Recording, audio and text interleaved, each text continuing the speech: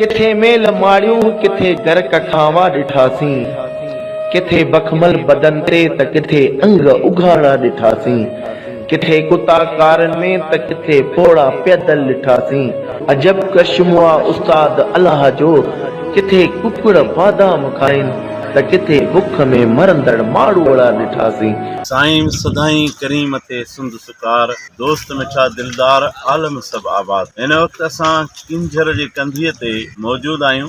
Abbas development foundation जी पूरी team, असांजो सरपरस्त आला मिस्टर NB खोसो साहब, नायब सदर मिस्टर डॉक्टर ज़ाहिद ओठो साहब, finance secretary mister doctor Amanullah Jandio साहब, ऐं असांजो भाउ अली लगारी साहब ऐं Sheikh Abdullah Kohistani chairman Abbas development foundation. असां सभु पंहिंजे हिकिड़े प्यारे दोस्त ऐं साथी सॼण साईं सैयद अशरफ शाह साहब जे कुर्ब वारी कोठ सिक वारे सॾ ऐं प्यार वारे पैगाम ते मकली जेको तारीख़ी माग आहे उते दावत ते आयल हुआसीं राति। हितां असीं वरी राति अची किंझर किनारे रेस्ट हाउस में रहियासीं। ॾाढी राति सुठी गुज़री, नौजवान ॾाढा ख़ुशि थिया। उते जी ख़ूबसूरत हवा, ख़ूबसूरत मंज़र, चारों तरफ़ पाणी जो मंज़र, वरी हवा ऐं रेस्ट हाउस बिल्कुलु पाणीअ सां लॻ ठहियलु आहे, उन मां माण्हू पाणीअ में हथु लाहे सघे, ईअं एॾो बहितरीनु मंज़र, हिकिड़ो ख़ूबसूरत। हिन मौक़े ते असां सिंध सरकार खे, टूरिज़म डिपार्टमेंट खे, कल्चर डिपार्टमेंट खे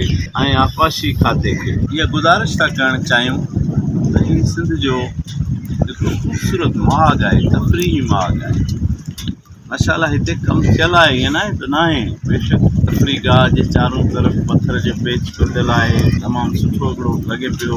रेस्ट हाउस ठहियल आहिनि, कुझु वणकारी थियल आहे, रेस्टोरेंट बि हिते आहे, जंहिंमां पिणु माण्हू ईअं थो लॻे ॼण पाणी जे मथां वेठो आहे, एतिरो माना कीचड़ सां मिलियल आहे। त इहो सॼो ख़ूबसूरत कमु थियल आहे, पर अञा ज़रूरत हिन में वधीक आहे त हिनखे असां सवलो कयूं, संहिंजो कयूं, सस्तो कयूं ऐं सुठो कयूं। उनजे लाइ छा करिणो पवंदो? हिते हिकिड़ो ख़ूबसूरत वॾो म्यूज़ियम हुअणु घुरिजंदो, जंहिंमें असांजे लाड़ जी सॼी तारीख़ जेका आहे न उन जा नक्शे चिटियल हुअणु घुरिजनि। हिते जूं सूरमियूं, हिते तारीख़ी शख़्सियतूं, उन्हनि जूं यादूं उन म्यूज़ियम में महफ़ूज़ हुजनि हा। किंझर जे हवाले सां मालूमात, मच्छियुनि जूं उहे फ़ोटू हुजनि हा, जेके हिते मच्छियूं हाणे आहिनि या अॻे हूंदियूं हुयूं, उन्हनि जी ॼाण हुजे हा, मालूमात हुजे हा हिते बि कहिड़ी जंगली जीवत आहे, कहिड़ा कहिड़ा पखी ईंदा आहिनि, परदेही महिमान पखी ईंदा आहिनि, उन्हनि जो नाजाइज़ शिकार थींदो आहे हिते, उन आड़ में अनाज छांव छा थींदो आहे, जेकी ॻाल्हियूं कॾहिं बि माण्हू खे शर्म अचे उहे सफ़र कंदो इन शिकार जे आड़ में।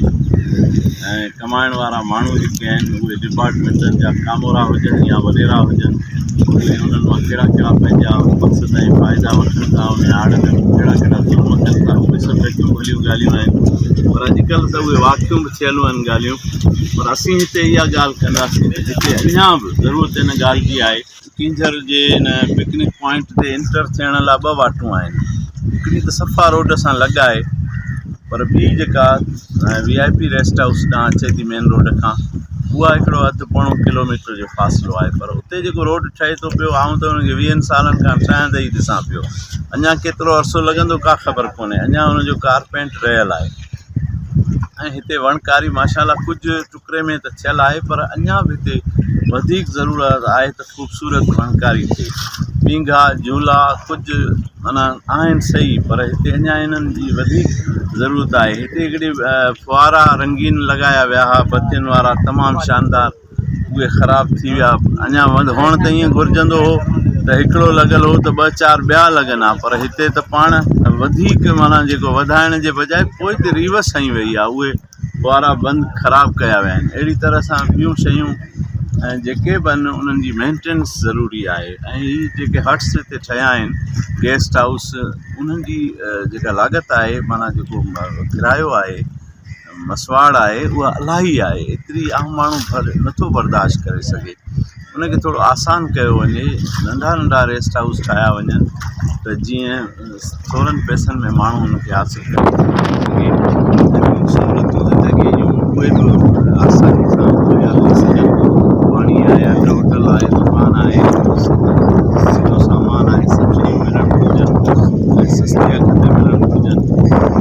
मतिलबु जीअं आम ॿियनि इलाइक़नि में मिलनि थियूं उन रेट ते मिलणु घुरिजनि। पीअण चवणु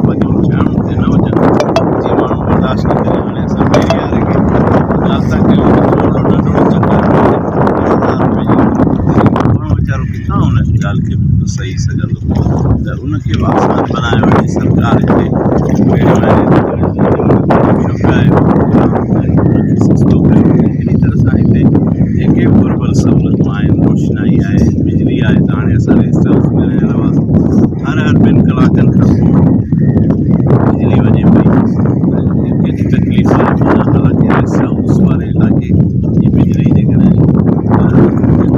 24 कलाक जारी कई वञे त ज़ाहिर आहे माण्हू जेके 17,000 रेस्ट हाउस जो जेके माण्हू किरायो था भरनि, उन्हनि खे हर 2 कलाकनि में निंड फिटाए बि